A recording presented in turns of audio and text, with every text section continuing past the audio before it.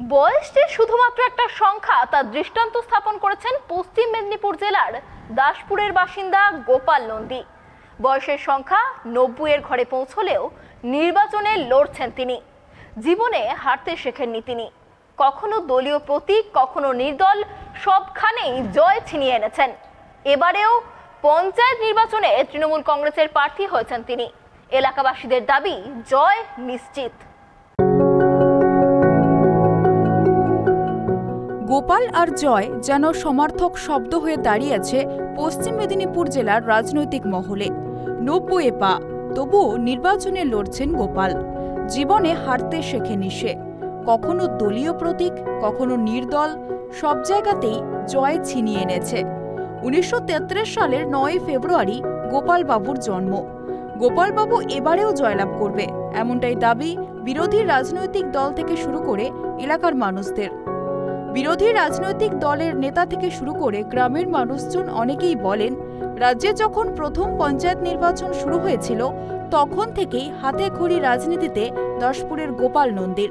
চর্চার বিষয় হলো রাজনীতিতে কখনোই হারতে শেখেনি সে। 34 বছরের বাম জমানাও তাকে দমন করতে পারেনি। 1965 সাল থেকে পঞ্চায়েত নির্বাচনে কেউ তাকে আটকাতে পারেনি। টানা প্রায় 50 বছর ধরে তিনি নির্বাচনী যুদ্ধে অপরাজেয়। মানুষের সঙ্গে মানুষের ভালোবাসা আছে, তার সম্পর্ক আছে। একটা গ্রামের জন্য তিনি ভাবেন, গ্রাম কেন গোটা ওয়ার্ল্ড সে ভাবে সকলের জন্য। তো তিনি তো আর কোনোদিন কাকু সিপিএম কেন, সিপিএম, তৃণমূল, কংগ্রেস, বিজেপি কাকু সে দুই করে। তার কাছে যে যখন যা এসছে সেই বিপদেই তাকে উদ্ধার করেছে। তার কাছে কোনো পার্টির বলা কোনো এক চোখে দেখেনি কাকু, বিভিন্ন চোখে বিভিন্ন তাকে সহযোগিতা করে। তার যতটুকু সম্ভব সে সহযোগিতা করেছে। এই বয়সে আবার ভোটে দাঁড়িয়েছেন, উনি জিতবেন? হ্যাঁ, এক কথায় ও একবারে 100-100। গ্রাম পঞ্চায়েত থেকে শুরু করে পঞ্চায়েত সমিতি, বিভিন্ন সময় রাজনীতিতে ব্যাপক পরিমাণে জয়লাভ করেছেন। তারপরে সামলেছেন একাধিক দায়িত্ব। রাজ্য রাজনীতি যেখানে দুর্নীতির অভিযোগে বিদ্ধ সমস্ত রাজনৈতিক দলের নেতাকর্মীরা, আর সেখানেই গোপাল বাবুই তৃণমূলের উজ্জ্বল মুখ বলে মনে করছেন সাধারণ মানুষ। এক কথায় দেওয়াল লিখতে হবে না, দলীয় পতাকা নিয়েও ঘুরতে হবে না। তৃণমূলের প্রার্থী গোপাল নন্দী এটাই শেষ কথা। এই বয়সেও তিনি সকাল সকাল চা পান সেরে সাইকেল নিয়ে বেরিয়ে পড়েন পাড়ায় পাড়ায়। ত্রিস্তর পঞ্চায়েতে, গ্রাম পঞ্চায়েতের গোবিন্দনগর পশ্চিম বুথের একজন প্রার্থী হিসাবে মনোনয়নপত্র জমা দিতে এসেছে। আপনার বয়স? আমার বয়স এখন 90 পেরায়নি, একটু বাকি আছে 1 মাস। আচ্ছা, কত বছর রাজনীতি করছেন আমি ফোর্থ টায়ার অফ পঞ্চায়েত থেকে আছি। যখন আমাদের ডিএও থাকেনি, ভাতাও থাকেনি, ঘর থেকে মুড়ি নিয়ে যেয়ে পঞ্চায়েত চালিয়েছি। ফোর্থ টায়ার অফ পঞ্চায়েত তখন থেকে আছি, তখন থেকেই প্রধান আছি। আর আমার যারা সদস্য ছিলেন তারা আমার মাস্টারমশাইরা সব গুরুদেব। তারা বলে কেউ নেবনি কেন না, সংখ্যালঘু ছিল, 12 ছিল, 10-এ জিতেছি, এই জন্যে কেউ ভয়ে আসতে চায়। আচ্ছা, এই যে প্রার্থী হচ্ছেন, এইটা নিয়ে কতবার প্রার্থী হলেন? যতদিন পঞ্চায়েত কতবার?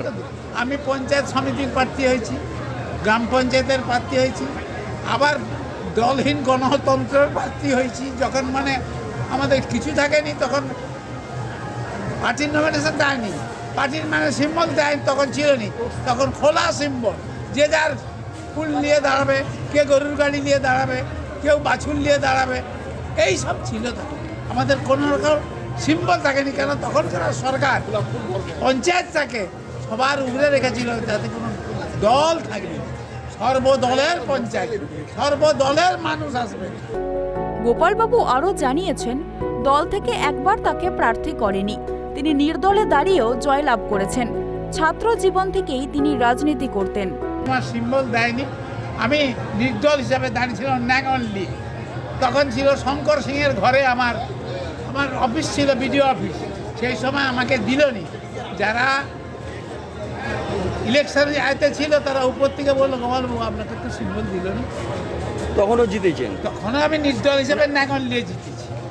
আপনি একটা ফিগার এলাকায়। আমার যে তখন 2টো সিট ছিল আমার এক গ্রামের গোবিন্দনগরের, ডবল কনস্টিটিউয়েন্সি। একটা ছিল মহিলা রঞ্জারানী মান্না, আর ছিল রেবতী পাত্র। ছাত্র অবস্থা থেকেই রাজনীতি করেন? স্টুডেন্ট কংগ্রেস নয়, ভারত নন্দনপুর স্কুলের ছাত্র ছিল, তখন আমাদের ছাত্র পরিষদ তখন ছিল নি, তখন ছিল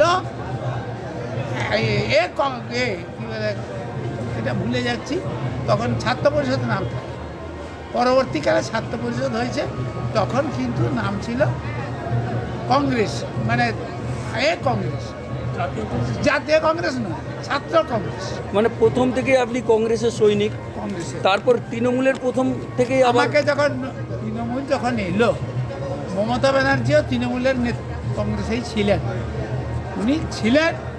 ওনাকে যখন দিল্লিওয়ালারা ব্যবহার করলো, কর্মীকে ব্যবহার করলো খড়কুটার মতো, তখন মমতা ব্যানার্জি বেরিয়ে গেল কংগ্রেস থেকে, জাতীয় কংগ্রেস থেকে, কংগ্রেস করলো, সেই থেকে তার সঙ্গেই আছি, এখনো আছি।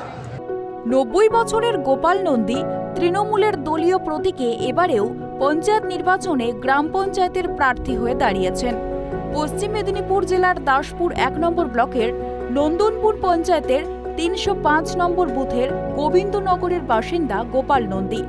ছাত্র জীবন থেকে হাতে খড়ি রাজনীতিতে। হয়তো গোপাল নন্দী পশ্চিম মেদিনীপুর জেলার সবথেকে প্রবীণ তৃণমূলের প্রার্থী।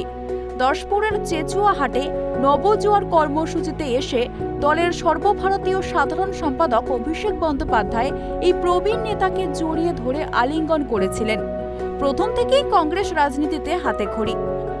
আসন্ন পঞ্চায়েত নির্বাচনে গোপাল নন্দীর বিরুদ্ধে লড়াই করছেন বাম কংগ্রেস সমর্থিত কংগ্রেস প্রার্থী।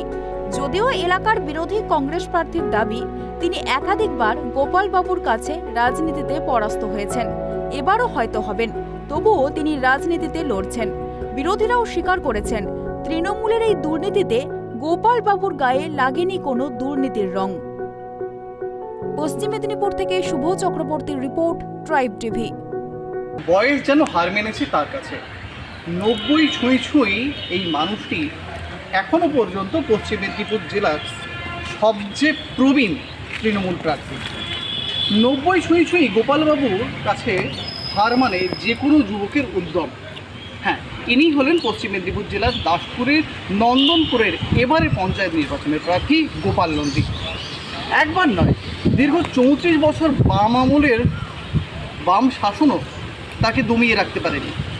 বরাবরই জয় এনে দিয়েছেন তৃণমূলকে, হ্যাট্রিকের পর হ্যাট্রিক উপহার দিয়েছেন দলকে। এবারের নির্বাচনেও সেই একই জয়ের রীতি বজায় থাকবে, নাকি ঘটবে কিছু পরিবর্তন? ফলাফল যাই হোক না কেন, 90 ছুঁই এই প্রবীণ তৃণমূল প্রার্থীর জয়ের দিকেই তাকিয়ে রয়েছে আপামর পশ্চিম মেদিনীপুর জেলা।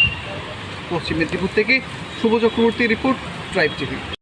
রাজ্য দেশ বিদেশের সমস্ত খবরের আপডেটের পাশাপাশি সাঁওতাল সহ সমস্ত আদিবাসী জনজাতির কথা আপনাদের সামনে তুলে ধরেছি আমরাই। দেশের প্রথম এবং একমাত্র সাঁওতালি ভাষার আদিবাসী satellite national news channel tribe TV. দেশের গণ্ডি ছাড়িয়ে গোটা বিশ্বের কাছে তাদের জীবনযাপন, সংস্কৃতি, সুখ দুঃখ, সমস্যা সহ সমস্ত না জানা কথা আপনাদের ড্রয়িং রুমে পৌঁছে দিতেই এই প্রচেষ্টা ট্রাইব টিভির কর্ণধার কৃষ্ণ কল্যাণীর। ট্রাইব টিভি সম্পূর্ণ ফ্রি চ্যানেল। যদি আপনি ট্রাইব টিভি দেখতে না পান, তাহলে অবিলম্বে যোগাযোগ করুন আপনার স্থানীয় কেবল অপারেটরের সঙ্গে। আমাদের এই প্রচেষ্টার সঙ্গী হন আপনিও।